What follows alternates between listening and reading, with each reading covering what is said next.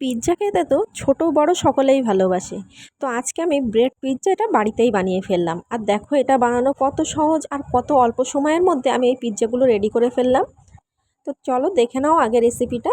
আর তার আগে অবশ্যই আমার চ্যানেলটিকে একটু সাবস্ক্রাইব করে নাও। আর যদি ভিডিওটি ভালো লাগে অবশ্যই একটা লাইক করে দিও।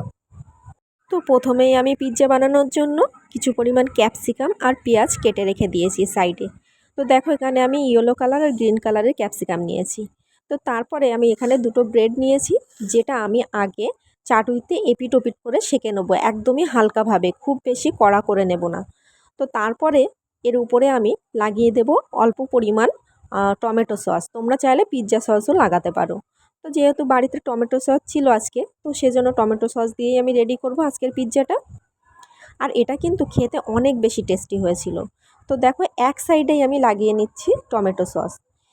তো তারপরে উপর থেকে এইভাবে টমেটো সস লাগিয়ে নেওয়ার পরে ব্রেডের গায়ে ভালো করে মাখিয়ে নেব।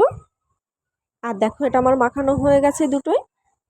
তো তারপরে আমি উপর থেকে কিছু পরিমাণ চিজ, যেটা আমি গ্রেট করে রেখেছিলাম, সেটা আমি দিয়ে দেব। আর চিজটা তোমরা যেমন খেতে পছন্দ করো, কম বা বেশি সেইভাবে দিতে পারো। তো আমি এখানে মাঝামাঝি পরিমাণ দিয়েছি, খুব বেশিও দিইনি খুব কমও দিইনি, কারণ উপর থেকে আমি আবারও দিয়ে দেব চিজ। তো দেখো তারপরে আমি যে ক্যাপসিকামগুলো কেটে রেখেছিলাম সেগুলো উপর থেকে দিয়ে দিচ্ছি। আর একটা একটা করে এইভাবে আস্তে আস্তে সাজিয়ে নেব, এতে করে পিৎজাটা দেখতেও অনেক বেশি সুন্দর হবে আর খেতেও টেস্টি হবে। তো দেখো তারপরে আমি পেঁয়াজ ক্যাপসিকাম সব দিয়ে দিলাম উপর থেকে। আর দেখো এবার কিন্তু পিৎজাটা দেখতে অনেক বেশি সুন্দর লাগছে। আর দেখো আমরা তো রুটি দিয়ে পিৎজা অনেকেই খাই, তো ব্রেড দিয়ে এইভাবে পিৎজা করে খেয়ে দেখতে পারো। এটা কিন্তু অনেক বেশি টেস্টি হয়, আর বাচ্চাদের তো এটা খুবই ফেভারিট হয়ে যাবে যদি একবার খায় তারা। তো তারপরে দেখো আমি উপর থেকে আবার কিছু পরিমাণ চিজ দিয়ে দিলাম। আর দেখো এই পর্যায়ে কিন্তু ওভেনটা একদমই লো ফ্লেমে দেওয়া আছে, একদমই বাড়ানো যাবে না, তাহলে কিন্তু নিচে থেকে ব্রেডটা পুড়ে যেতে পারে। ওই জন্য এটা যতক্ষণ বেক করব ততক্ষণ কিন্তু চুলোর ফ্লেমটা লোতেই দিয়ে রাখতে হবে।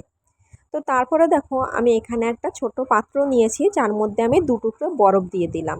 আর বরফটা এই জন্য দিলাম, বরফটা যদি আমি এর ভিতরে দিয়ে রাখি তো টেম্পারেচারটা মেনটেন থাকবে আর রুটিটা নিচে থেকে পুড়েও যাবে না।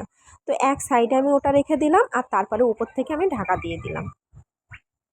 আর তারপরে যে ছিদ্রটা আছে লিডের উপরে, সেটা আমি একটা কাগজ দিয়ে বন্ধ করে দিলাম। আর এইভাবে আমি লো আঁচে একদমই 10 মিনিট পর্যন্ত রেখে দেব। আর এতে করে পিৎজাটা কিন্তু হয়ে আসবে আর চিজটাও মেল্ট হয়ে আসবে।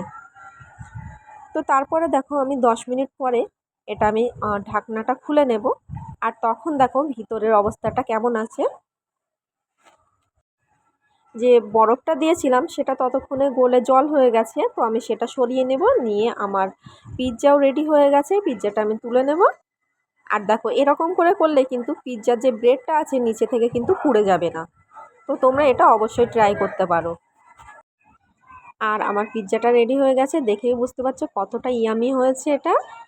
আর এইভাবে অল্প সময়ের মধ্যে দেখো কিভাবে আমি ঝটপট পিৎজাটা রেডি করে ফেললাম। আর এটা কিন্তু শুধু দেখতেই সুন্দর হয়েছে সেটা নয়, এটা কিন্তু খেতেও অনেক বেশি টেস্টি হয়েছিল। আর আমি এখন এটা তোমাদেরকে কেটে দেখাবো। তো দেখো এটা কেমন হয়েছে ভিতর থেকে, আর পিছন থেকেও বা কেমন হয়েছে সেটা তোমরা দেখতে থাকো, তাহলেই বুঝতে পারবে। তো দেখো এটা আমি এখন ছুরি দিয়ে কেটে নিচ্ছি। আর দেখো ভিতরটাও খুব সুন্দর হয়েছে, চিজি হয়েছে একদমই।